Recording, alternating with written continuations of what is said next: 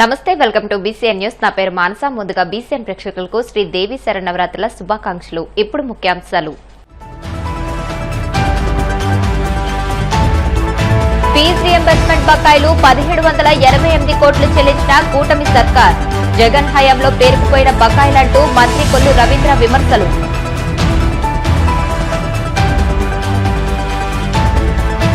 సున్నా వడ్డీ పథకాన్ని నిలిపివేస్తూ డ్వాక్రా మహిళలకు టోకరా వేయడం దారుణం. కూటమి ప్రభుత్వంపై నిప్పులు చెరిగిన వైసీపీ ఎమ్మెల్సీ వరదు కళ్యాణి.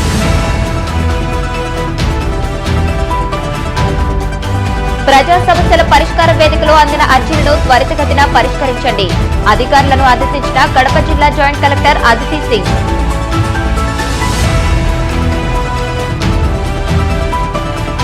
తిరుమలలో వైభవంగా శ్రీవారి సాలకట్ల బ్రహ్మోత్సవాలు. స్వర్ణరథంపై తిరుమాడ వీధుల్లో విహరిస్తూ భక్తులను కటాక్షించిన మలయప్ప స్వామి. పండుగ వేళ కూటమి ప్రభుత్వం విద్యార్థులకు గొప్ప కానుక ప్రకటించిందని మంత్రి కొల్లు రవీంద్ర పేర్కొన్నారు. మంగళగిరి టీడీపీ కేంద్ర కార్యాలయంలో ఆయన మీడియాతో మాట్లాడుతూ పేద విద్యార్థుల భవిష్యత్తు కోసం ప్రభుత్వం కట్టుబడి ఉందని అన్నారు. జగన్ వదిలిపోయిన బకాయిల్లో తాజాగా చెల్లించిన 400 కోట్లతో కలిపి మొత్తం 1788 కోట్లను తీర్చామని చెప్పారు. ఆర్థిక సమస్యల వలన ఏ విద్యార్థి చదువు ఆగిపోకుండా జాగ్రత్తలు తీసుకుంటున్నామని అన్నారు. పాత ఫీజు రియంబర్స్మెంట్ విధానం అమలు చేసి తల్లిదండ్రులపై భారాన్ని తగ్గించడమే కాకుండా విద్యార్థులకు అండగా నిలిచిన ఘనత సీఎం చంద్రబాబుకు, మంత్రి లోకేష్ కు దక్కుతుందని అన్నారు. పేద విద్యార్థుల విద్య కొరకు ఆంధ్రప్రదేశ్ రాష్ట్ర ప్రభుత్వం కట్టుబడి ఉందనే దానికి గత ప్రభుత్వంలో జగన్మోహన్ రెడ్డి గారు బకాయి పెట్టినటువంటి ఫీజు రియంబర్స్మెంట్ కి సంబంధించి 400 కోట్లు కూడా రిలీజ్ చేసి ఇప్పటికి దశల వారీగా 1788 కోట్ల రూపాయలు ఎస్సీ, ఎస్టీ, బీసీ, మైనార్టీ విద్యార్థులకు, ఈబీసీ విద్యార్థులకి ఫీజు రియంబర్స్మెంట్ బకాయిలు చెల్లించినటువంటి ఘనత గౌరవ ముఖ్యమంత్రి వర్యులు చంద్రబాబు నాయుడు గారిది. అలాగే విద్యాశాఖ మంత్రి నారా లోకేష్ గారు చొరవతో మరి ఏ ఒక్క విద్యార్థి కూడా ఇబ్బంది రాకుండా బకాయిలు చెల్లిస్తున్నాం. గత ప్రభుత్వం పెట్టినటువంటి బకాయిల వల్ల చాలా మంది విద్యార్థులు డిగ్రీలు కంప్లీట్ చేసుకున్నా, ఇంజనీరింగ్ కంప్లీట్ చేసుకున్నా వాళ్ళ సర్టిఫికేట్లు ఇస్తానికి కూడా ఇబ్బంది పెట్టినటువంటి పరిస్థితి ప్రభుత్వం వచ్చిన వెంటనే గమనించాం. వెంటనే అన్ని స్కూల్స్కి కూడా క్లియర్ ఇన్స్ట్రక్షన్స్ ఇచ్చి ఏ ఒక్క విద్యార్థిని ఇబ్బంది పెట్టొద్దు, మీ బకాయిలు మొత్తం కూడా కూటమి ప్రభుత్వం చెల్లిస్తుందని చెప్పి హామీ ఇచ్చి ఆ హామీని నిలబెట్టుకుంటా ఉన్నాం. ఆ 10 లక్షల మంది విద్యార్థులకి ఇమీడియట్గా సర్టిఫికేట్లు ఇప్పించడం జరిగింది. ఎక్కడైనా కాలేజీ వాళ్ళు ఇబ్బంది పెడితే వాళ్ళ మీద చర్యలు తీసుకోవడానికి గట్టిగా కూడా ఇన్స్ట్రక్ట్ చేయడం జరిగింది. జగన్మోహన్ రెడ్డి గారు మొత్తం ఫీజు రియంబర్స్మెంట్ కింద 2832 కోట్ల రూపాయలు బకాయి పెట్టారు. వసతి దీవెనల కింద 989 కోట్ల రూపాయలు వసతి దీవెన బకాయిలు పెట్టారు. పీజీ ఫీజు రియంబర్స్మెంట్ కింద 450 కోట్ల రూపాయలు బకాయిలు పెట్టారు. నా ఎస్సీలు, నా ఎస్టీలు, నా బీసీలు అని మాట్లాడినటువంటి జగన్మోహన్ రెడ్డి గారు ఈ బీసీలు కనపడలేదా, ఈ ఎస్సీలు కనపడలేదా, ఈ పేద ఎస్టీ విద్యార్థులు మీకు కనపడలేదా అని చెప్పి మేము ఆ రోజున మిమ్మల్ని అడిగినటువంటి సందర్భం ఉంది. కానీ మీరు పట్టించుకోలే. అందుకనే ఈ ప్రభుత్వం బాధ్యతాయుతంగా ఏదైతే బకాయిలు ఉన్నాయో అన్నీ కూడా కడుతూ ఆ విద్యార్థులకు ఎక్కడా కూడా ఏ ఇబ్బంది రాకుండా వాళ్ళ కార్యక్రమాలు చేస్తున్నాం. 2014-19లో 16 లక్షల మంది విద్యార్థులకి ఫీజు రియంబర్స్మెంట్ కింద 5 సంవత్సరాలు దగ్గర 10,136 కోట్ల రూపాయలు చెల్లించడం జరిగింది. ఏ ఒక్క విద్యార్థి కూడా ఇబ్బంది రాకుండా మరి అంతకుముందు ప్రభుత్వం బకాయి పెట్టింది కూడా ఆ రోజు మేము కట్టినటువంటి సందర్భం ఉంది. మరి జగన్మోహన్ రెడ్డి గారిని ఈ సందర్భంగా నేను అడుగుతా ఉన్నా, రంగులు వేసుకుంటాకి 3,000 కోట్ల రూపాయలు మీరు ఖర్చు పెట్టారే, ఆ డబ్బులు ఈ పేద విద్యార్థులు చదువుకిస్తే మరి ఉపయోగపడేది కదా. అంటే కాంట్రాక్టర్ బిల్లులు చెల్లించుకోవాలి మీ వాళ్ళకి. ప్రజాధనం దుర్వినియోగం చేశారు రంగుల పేరుతో, రంగుల పిచ్చితో, ట్యాబుల పేరుతో, విద్యార్థులకు ట్యాబుల పేరుతో కంపెనీ సృష్టించి 1,200 కోట్ల రూపాయలు ఆ కంపెనీకి దారదత్తం చేశారు. దాంట్లో కమిషన్లు కొట్టుకున్నారు. పేద విద్యార్థులు చెల్లించడానికి ఫీజు రియంబర్స్మెంట్ డబ్బులకి చెల్లించడానికి మీకు మనసులు రావు, కానీ దోపిడీ చేయటానికి విద్యా కానుక పేరుతో 400 కోట్ల రూపాయల నిధులు మీ తాడేపల్లి ప్యాలెస్కు సంబంధించి పనులు చేసుకోవడానికి డైవర్ట్ చేసుకున్నారు. ఇది వాస్తవాలు కావా? ఇవన్నీ కూడా మరి ఆ రోజున అడుగుతా ఉంటే వాళ్ళ మీద, విద్యార్థుల మీద రేప్ కేసులు పెట్టించినటువంటి వ్యక్తి జగన్మోహన్ రెడ్డి. రాబోయే ఇండస్ట్రీస్ వాళ్ళ దగ్గర 10 లక్షల కోట్ల రూపాయలు ఇన్వెస్ట్మెంట్స్ రాష్ట్రానికి వస్తున్నాయి. రాబోయే కాలంలో వాళ్ళందరినీ కూడా ఎంప్లాయ్మెంట్గా మన వాళ్ళనే తయారు చేయాలని చెప్పి ఇవాళ జాబ్ ఓరియంటెడ్ స్కిల్స్ కూడా ఇవాళ ట్రైనింగ్స్ ఇస్తున్నాం. టెక్నాలజీ కూడా క్వాంటమ్ వ్యాలీ, మరి ఈరోజు చాలా సంస్థలు, గూగుల్ సంస్థ కూడా ఆంధ్ర రాష్ట్రానికి రాబోతుందని ముఖ్యమంత్రి గారు తెలియజేస్తా ఉన్నారు. ఇలాంటి సంస్థల్లో అన్నింటిలో కూడా మన వాళ్ళకి ప్రతి ఒక్కరిని కూడా విద్యాబుద్ధులు, టెక్నాలజీ స్కిల్స్ కూడా డెవలప్ చేసి ఈ రాష్ట్రంలో 20 లక్షల ఉద్యోగాల కల్పనకి రాష్ట్ర ప్రభుత్వం ముందుకెళ్తా ఉంది. ఈ 5 ఏళ్లు గత ప్రభుత్వంలో జగన్మోహన్ రెడ్డి గారు మొత్తం విద్యా వ్యవస్థల్ని సర్వనాశనం చేశారు. పేద విద్యార్థుల్ని విద్యకు దూరం చేశారు, బకాయిలు పెట్టి ఇబ్బందులు పెట్టారు. ఇవన్నీ కూడా అధిగమించుకుంటూ ఇవాళ రాష్ట్రంలో ఒక బెస్ట్ నాలెడ్జ్ హబ్గా ఆంధ్ర రాష్ట్రాన్ని తయారు చేయాలనేది గారి ముఖ్యమంత్రి గారి ఆలోచన. 15 నెలల పాలనా కాలంలో మహిళలకు ఒక్క రూపాయి కూడా సాయం చేయని కూటమి ప్రభుత్వం ఇప్పుడు 0 వడ్డీ పథకాన్ని నిలిపివేస్తూ డ్వాక్రా మహిళకు టోకరా వేయడం దారుణమని వైసీపీ మహిళా విభాగం అధ్యక్షురాలు ఎమ్మెల్సీ వరదు కళ్యాణి మండిపడ్డారు. విశాఖపట్నం వైసీపీ కార్యాలయంలో ఆమె మీడియాతో మాట్లాడుతూ ఎన్నికల్లో మహిళలకిచ్చిన ఒక్క హామీని అమలు చేయలేని ముఖ్యమంత్రి చంద్రబాబు ఇప్పుడు 0 వడ్డీ పథకాన్ని నిలిపివేయడాన్ని తీవ్రంగా ఆక్షేపించారు. డ్వాక్రా మహిళలు అంటే చంద్రబాబుకి ఎందుకింత పగ అని నిలదీశారు. ప్రభుత్వం తక్షణమే తన నిర్ణయాన్ని వెనక్కి తీసుకోవాలని డిమాండ్ చేశారు. లేని పక్షంలో రానున్న రోజుల్లో మహిళలు చంద్రబాబు ప్రభుత్వానికి తగిన బుద్ధి చెప్పడం ఖాయమని హెచ్చరించారు. మనం చూస్తే ఈ కూటమి ప్రభుత్వం అధికారంలోకి వచ్చి 15 నెలలైంది. ఈ ప్రభుత్వం వచ్చాక డ్వాక్రా మహిళలకి మళ్ళీ టోకరా వేయడానికి నిర్ణయం తీసుకోవడం నిజంగా చాలా దారుణం, నిజంగా చాలా బాధాకరం. చంద్రబాబు నాయుడు గారు ఎప్పుడు అధికారంలోకి వచ్చినా కూడా ఈ 0 వడ్డీ పథకం అనేది ఎత్తివేస్తూ ఉండే పరిస్థితి మనం చూస్తూ ఉన్నాము. ఇప్పుడు మళ్ళీ ఈ 15 నెలలుగా తీసుకుంటే డ్వాక్రా మహిళలకు 0 వడ్డీ కింద ఒక్క రూపాయి జమ చేయని పరిస్థితి మనం చూసాము. ఒక్క డ్వాక్రా సంఘానికి ఒక్క రూపాయి ఇవ్వని పరిస్థితి చూసాము. ఇప్పుడు కొత్తగా విద్యా రుణాలు పావలా వడ్డీకి ఇస్తామంటూ మరోసారి వంచనకు చంద్రబాబు నాయుడు గారు తెరలేపారు. దీన్ని చూస్తూ ఉంటే మహిళలంటే చంద్రబాబు నాయుడు గారికి ఎంత పగ, ఎంత కక్ష అనేది అర్థమవుతూ ఉంది. గతంలో జగన్మోహన్ రెడ్డి గారు ఒక మహిళా పక్షపాత ముఖ్యమంత్రిగా వ్యవహరిస్తే ఈ రోజు చంద్రబాబు నాయుడు గారు ఒక మహిళా పక్షపాత ముఖ్యమంత్రిగా వ్యవహరిస్తూ ఉండే పరిస్థితి మనం చూస్తూ ఉన్నాము. మళ్ళీ మాట్లాడితే డ్వాక్రా సంఘాలు నేనే తెచ్చాను అని చంద్రబాబు నాయుడు గారు ఒకవైపు చెప్తూ ఉంటారు.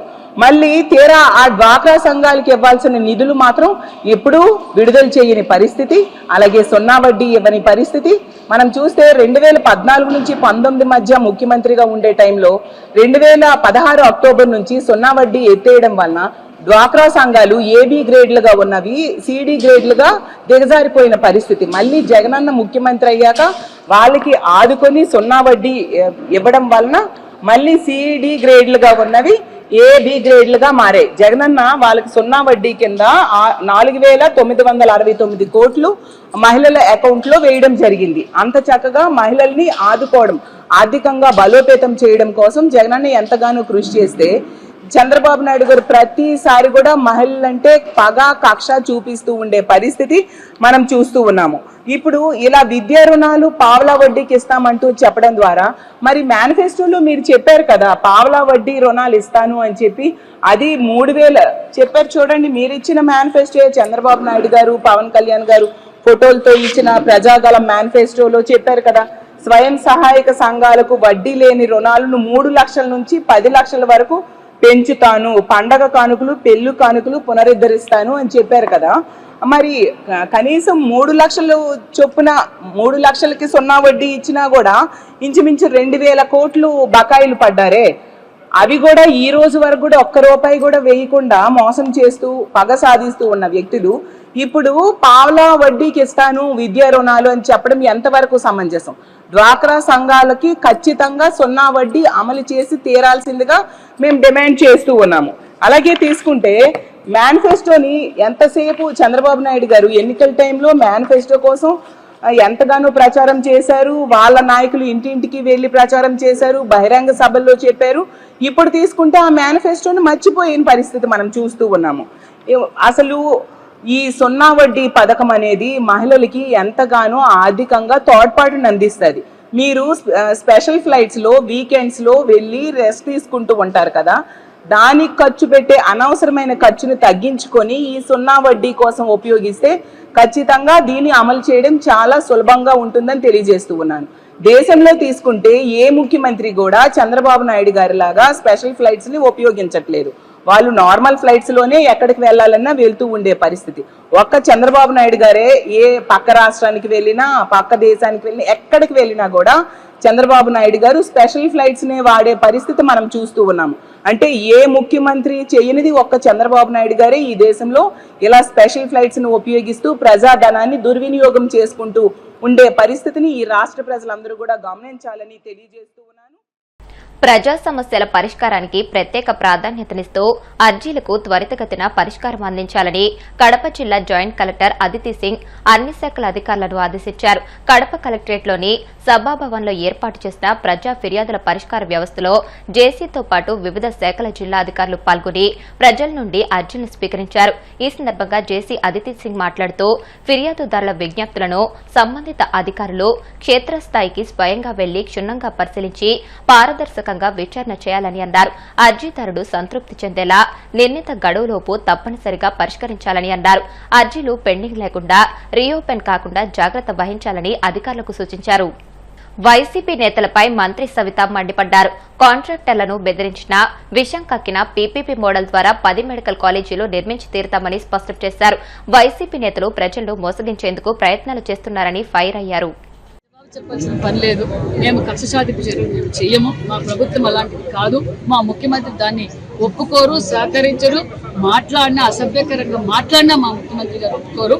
మరి మేము తెలియజేసేది ఒక్కటే, మరి నేను 17 కాలేజీలు తీసుకొచ్చాను. జగన్మోహన్ రెడ్డి గారు అధికారంలో ఉన్నప్పుడు ఎందుకు గుర్తించింది?